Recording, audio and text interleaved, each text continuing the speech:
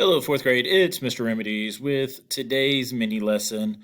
We are keeping on with our dive into historical fiction and really looking at all the different ways that we can enjoy historical fiction and analyze it and look at it and just really get the most out of those types of stories in that particular genre. Okay. Today, our mini lesson is based around the idea that historical fiction is always imagined, but may be based on real people, places, and events. We have some learning goals and some success criteria today. Those goals are that we are learning that historical fiction stories are always imagined, but can be based on real people, places, and events. In order to be successful at reaching that goal, you can maybe keep track of some I can statements like I can identify a story as historical fiction. You guys are becoming real pros at that out there. I can identify the setting of a story, which we've talked about in numerous lessons, and I can determine if something is real or imagined. And that may seem silly, but we're going to dive much deeper into that particular skill today. All right. I feel that all you kiddos out there, you guys are on top of it. So let's look at some examples. All right, so as we know, as we've been diving in, historical fiction are stories that are made up, but they take place in the past and tell us about something in history. All right, you guys got this right in your brain piece already. I know you guys have no issue remembering what historical fiction is. So let's talk about real versus imagined in historical fiction. Right? To do so, we're going to use one of the books we've been working on with for quite some time now. We're going to be talking about the Houdini box. Ooh. Right. So, what do you guys know about the main character, setting, and events? Okay. Uh, Hopefully, you're out there, thinking to yourself that, oh, I know it's a little boy. He meets this magician named Houdini. It's set in a big city. Okay? But some of those things are real. Right? As previously discussed, it includes and is based on a real person, and that would be Harry Houdini, the magician. It includes a real event, and that event is Houdini's death on Halloween. That actually did happen. I think it's quite ironic that a magician would pass away on Halloween of all times. That's kind of spooky, right? But that really did happen, and it includes a real place. Although I've never been there, I know that New York City is a real place. So these portions of the story are real. They are the historical part of our historical fiction tag. Right? So I think that this is something that we can verify. It's something that we know to be true. Let's look at some more examples, though. Let's try another example. Let's try The Glorious Flight. Right? Now, this story was pretty cool. I got to imagine. I dug the illustrations. I really enjoyed the story because I was not previously aware of any of this. So, what do we know about the main character, setting, and events in this story? Right? Again, much like the Houdini box, because they're both historical fiction, so there's going to be some similarities. Much like the Houdini box, it is based on a real person. That would be our main character this time. And his name is Luis Blériot. Blériot. It's a French name, so I'm probably mispronounced that, but I gave it the good old college try. He was a real person. He really existed. You can Google pictures of him. Spoiler alert, he has a really sweet mustache. And so I kind of was a little envious of his mustache. But he was a real person. It's based on a real event, and that real event is the first flight across the English Channel. And for those at home, the English Channel is a little tiny stretch of water that separates England and France. It's part of the Atlantic Ocean, but it's just a very narrow piece of water. But it was a big deal to cross it. You know, you had to take a boat back in the times of this story. So to fly across it, very big part of history. And old Luis here, he was the first person to do it. So, and that's a real event. Okay?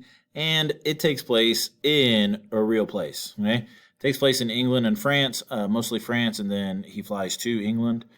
But I know people that currently live in both places, so I know those are real places. If I didn't know that England and France were real places, I bet I could find out. And let's talk about how we determine what's real and what's imagined. How do I know what's real and what's imagined in a historical fiction book? Oftentimes, the book itself is going to tell us. Now, it may not tell us in the story. It may not say, "Dear reader, dear Mr. Remedies, this part is made up, but Harry Houdini was a real dude." It's not going to tell us that. But by just perusing the book, by giving it a look over and reading every part of it, we can find out that information. So for the Houdini box, I'm super interested in it, and I read all the way in, and then I get to the end of the story. I see this really cool final page, and then I flip the page to cover it, and there is something called an interesting note. Boom, right there, close up, interesting note. And so because I'd enjoyed the story, I wanted to read an interesting note. When someone tells me it's interesting, I'm in. So I read this interesting note, and it tells me about Harry Houdini and about how he was born with his original name, and how he was inspired by another magician, and he took on his name, and such good information. It was awesome. But that's part of the book. It's boom, right there, still part of the book. See? So the book told me there, in a note. In The Glorious Flight, again, there's a little note in the back, and it's kind of a little sneaky note here. You just have to read this little paragraph at the front here. Added bonus, in the beginning, on the inside flap of the cover, there's a review by a book critic, and it says, "Factually accurate, yes, but also a witty pictorial reincarnation of Louis Blériot's first experience of an airship." So the inside flap of the book let us know. Okay. Sometimes, if it's a historical book that's set in a little bit more modern times, there might be some photographs or something, maybe some newspaper clippings or things that have been reproduced. Right. So the book is going to tell us, in a very sneaky, very discreet kind of way, what the real parts are, and then the rest is left up to us to determine that they're imagined. So we can look at the back covers for information that'll let us know that it's based on a real event or person or place. Inside cover flaps are good places, and author's notes, like my interesting note, and maybe photos on the inside of the cover, depending on the time period that the story takes place. All right. So those are some tips that can help us understand which part is real, and we can determine that the rest of it's imagined. So let's review now. Today, we talked about a lot. We talked about how historical fiction stories are always imagined. A couple of days ago, you and we hammered out a great definition for historical fiction, and that includes the fact that they are always, always, always, always, always, always, always imagined stories. Right? Historical fiction books are often based on or include a real person, place, or event. And a prime example of this would be your I Survive series. So much so that the title usually refers to the event that is the setting of the story. Okay. We then continued on, and we said because the story may include real people, places, and events, the story becomes much more believable.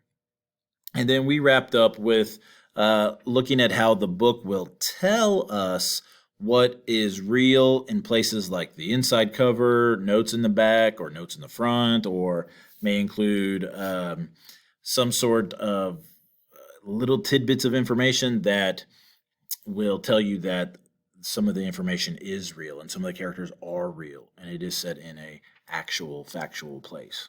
Okay. I've been Mr. Remedies, coming to you from Fairview Miss Jewel. Go Jaguars, and we will